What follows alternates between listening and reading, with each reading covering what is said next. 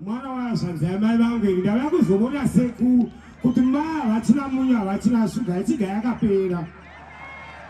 Nhasi handisi kuita netembo dzakawanda nokuda kuti nguva yacho idiki. Saka ndichangoti gure yandabata ndoti ndikabata ndoisiya. Saka Chamisa Chii. Varume tinomisa zvinhu tikazozika mwana vakuru ndicho chichazomiswa chete. Taurai zvamunoita nhema murege pasarudzo zvamunotaura hazvizobudisei. Hinzi yavana mujibha ichapinda hamheme kuti yakazomiswa nei. Neana chimwiro yakambozevezekwa tizivo kuti Chamisa Chii. Saka ruzhinji huchibvunza kuti Chamisa Chii kana kuti Chamisa Chii.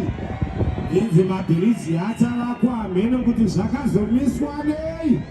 Migwagwa yainzi ichagiredwa tizivo kuti Chamisa Chii. Makambani akavhara hamhene kuti akamiswa nei. Icho chinomisa zvinhu tikazozika mwana vakuru ndicho chichazomiswa chete.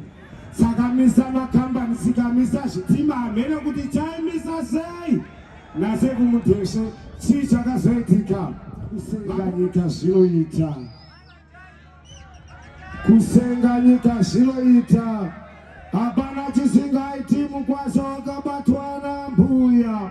Zvaingova tichingozviwa nomunhu wefenyuro kuti kugokwe vairova ndeve chiuto vachiti senga nyika munoisukira kurukova kuzaka kumba vana vakachira mubakutakatika vasina chavanoziva kuti sadza haurambi mhani vachikusengedza nyika vachangirai navachamisa vakazesengedzwa wani wakajairwa ndizadhoki mheno akararama noatote uya mukuru wakachanhumutukuso mumera zvandakaona kwachiwana kufanana kumasema kuuraya mhuri yose nembwa yada kubereka kuvakanyakariswa handiti kusengedzwa nyika hamheno kwavachanoiturira zvatova zvamusika vanhu kuzoti kwasingende mutumbi chavo kufusirwa zvichinzi kusenga nyika zvainda naye kuna musika vanhu handipedzi nguva yangu idiki.